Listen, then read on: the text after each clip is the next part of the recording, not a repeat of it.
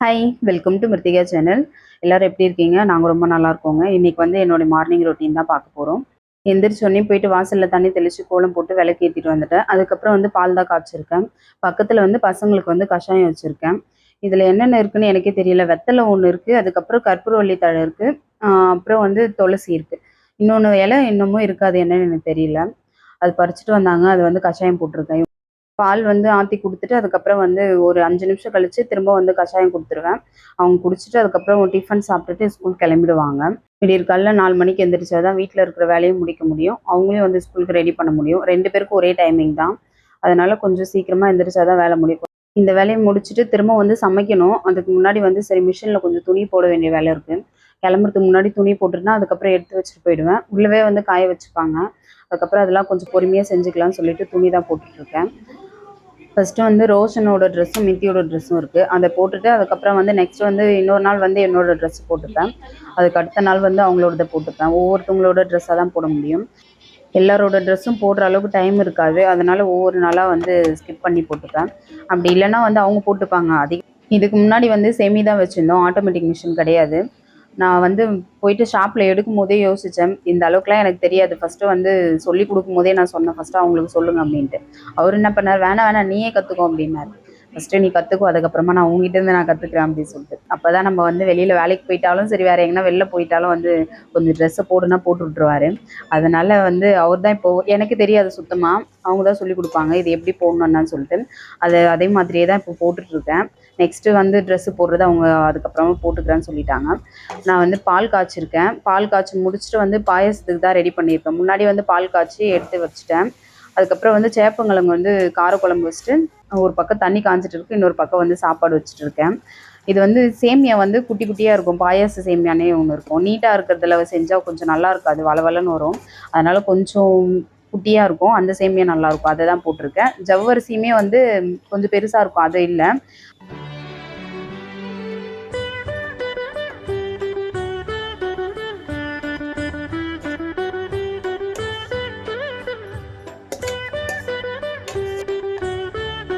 அதுக்கப்புறம் வந்து பால் காய்ச்சிட்டு, இந்த 2த்தையுமே வந்து மிக்ஸ் பண்ணி வச்சிருக்கேன். பால் பாயாசமே வந்து ஒவ்வொருத்தவங்க ஒவ்வொரு டிஃப்ரெண்ட்டா செய்வாங்க. நான் இப்படி தான் செய்வேன். தனித்தனியா காய வச்சுட்டு, அதுக்கப்புறம் மிக்ஸ் பண்ணி அத நல்லா வந்து மெல்ட் ஆயி கொதிக்கணும். அது நல்லா கொதிச்சதுக்கு அப்புறமா வந்து கடைசியா இறக்குற டைம்ல வந்து ஏலக்காய் போட்டுட்டு ஒரு 5 நிமிஷம் கொதிக்க விட்டுட்டு, அதுக்கப்புறம் நெய் போட்டுட்டு முந்திரி பருப்பு போட்டு தாளிச்சிடலாம். கார்த்திகை தீபத்துக்கு தான் வந்து நான் இத காலையில வந்து பால் பாயாசம் வச்சுட்டு, அதுக்கப்புறம் சாப்பாடு, சாம்பார்லாம் எதுவுமே செய்யல. அது படையல்லாம் அதுவும் ஸ்பெஷலா வந்து படையல்லாம் வச்சு சாமி கும்பிட மாட்டோம். ஏதாச்சும் ஒண்ணு செஞ்சு நம்மளால முடிஞ்சத வச்சு செஞ்சுக்கலாம். அதனால நான் பால் பாயாசம் வச்சுட்டு, காலையில வந்து விளக்கேத்திட்டு வேலைக்கு கிளம்பிட்டேன். அது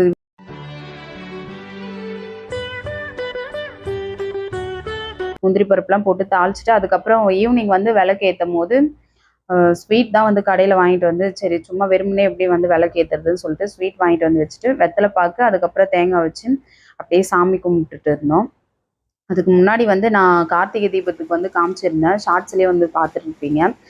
நான் வந்து மீஷோல தான் வந்து வாங்கியிருந்தேன் இந்த டெக்கரேஷன்லாம். ஹேங்கிங் மாரி ஒரு 2 ஹேங்கிங் வாங்கியிருந்தேன். அதுக்கப்புறம் புத்தர் சிலை ஒண்ணு வாங்கிட்டு இருந்தேன். அப்புறம் கேண்டில் ஒண்ணு வாங்கினேன். இதுல வந்து 2மே 3மே ரொம்ப புடிச்சிருந்தது. ஃபர்ஸ்ட்டு வந்து சின்னதா இருக்கிற ஹேங்கிங் பார்த்துக்கலாம். இது நல்லா இருந்தது. நான் வந்து ஃபோன்ல பார்க்கும்போது அது ரொம்ப பெருசா இருந்த மாரி இருந்தது. ஆனா வந்து ஆர்டர் வந்தது பார்த்தா வந்து கொஞ்சம் சின்னதா தான் இருந்தது. ஆனா புத்தருக்கு வந்து ரொம்ப கரெக்டாவே இருந்தது. சரி திரும்ப ரிட்டர்ன் போடலான்னு பார்த்தேன். சரி வேணாம் வேற ஏதாச்சும் வச்சுக்கலாம்னு சொல்லிட்டு ரெடி பண்ணி வச்சிருக்கேன். 2 ஹேங்கிங் வச்சிருந்தேன். 2 வந்து ஒண்ணு ஒரே ஒரு ஸ்டெப் தான் இருக்கும். இன்னொன்னு வந்து 2 ஸ்டெப் இருக்கும். 2மே நல்லா இருந்தது. ஆனா, அந்த நூல்லாம் வந்து நல்லா கெட்டிமா இருந்தது. நல்லா இருந்தது. அதுக்கப்புறம் நெக்ஸ்ட் வந்து புத்தர் சிலை ரொம்ப புடிச்சிருந்தது. ரொம்ப நல்லா இருந்தது. அத தொட்டு பார்த்தா வந்து அந்த ஸ்டோன்லாம் வச்சிருந்தாங்க. கோல்டு கலர்ல வந்து ஸ்டோன் இருந்தது. அதுக்கப்புறம் பிளாக்ல இருந்தது. அது ரொம்ப சாஃப்ட்டா இருந்தது. நெக்ஸ்ட் வந்து கேண்டில் வாங்கியிருந்தேன். அந்த கேண்டில் மட்டும் தான் கொஞ்சம் பிடிக்கல. வீடியோல ஃபோன்ல பார்க்கும்போது கொஞ்சம் பெருசா இருந்தது. வந்தது ரொம்ப குட்டி குட்டியா இருந்தது. அதுவும் இல்லாம வந்து அந்த மெழுகுல வந்து இருக்கிறதுனால வந்து தினமெல்லாம் நம்மளால ஏத்த முடியாதுன்னு நெனைக்கிறேன். அந்த விளக்கு ஏத்தும்போது ஒரு நாள் ஏத்துனா, அதுக்கப்புறம் அதோட முடிஞ்சிச்சுன்னா ஓகே. ரொம்ப ஹீட் ஆயிட்டா வந்து வெடிச்சிருமோ அப்படின்ற ஒரு பயமும் இருக்கு.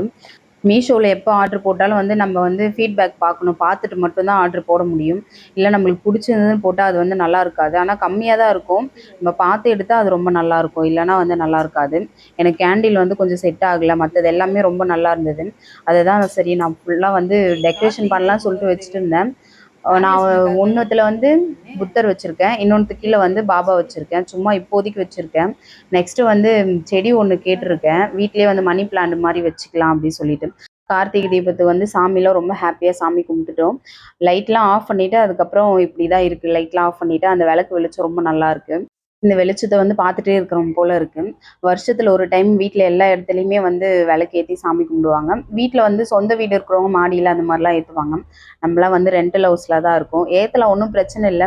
அந்த அளவுக்கு விளக்குலாம் வாங்கி வைக்க முடியாது. சும்மா சரி வீட்லயே வந்து பூஜை ரூம்ல வந்து ஓரளவுக்கு வந்து வாங்கி வச்சிருக்கேன். ரொம்ப நல்லா இருந்தது. பார்த்துட்டே இருந்தோம். அதுக்கப்புறம் வந்து நெக்ஸ்ட்டு வந்து நான் மீஷோல வாங்குன அந்த கேண்டில் வந்து ஏத்துனேன்.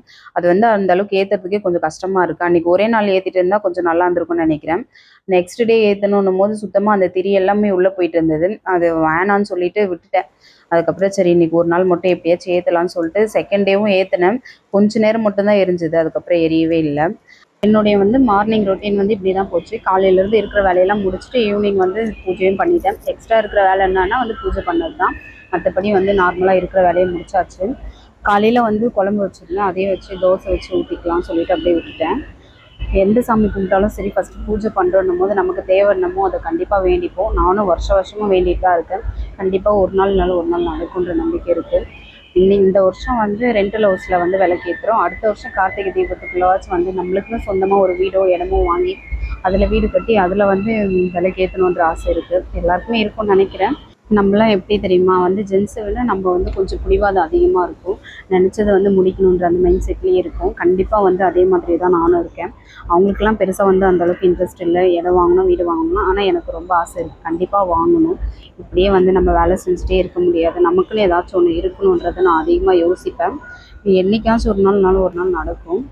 நல்லதே நடக்கும். கண்டிப்பாக நம்புவோம். நம்பிக்கை தானே வாழ்க்கை. நானுமே நம்பிட்டு இருக்கேன். கொஞ்ச நாள் ரொம்ப வருஷமாக நம்பிட்டு இருக்கேன். கண்டிப்பாக நடக்கும். வீடியோட எண்டுக்கு வந்துட்டோம். தேங்க்யூ. பாய்.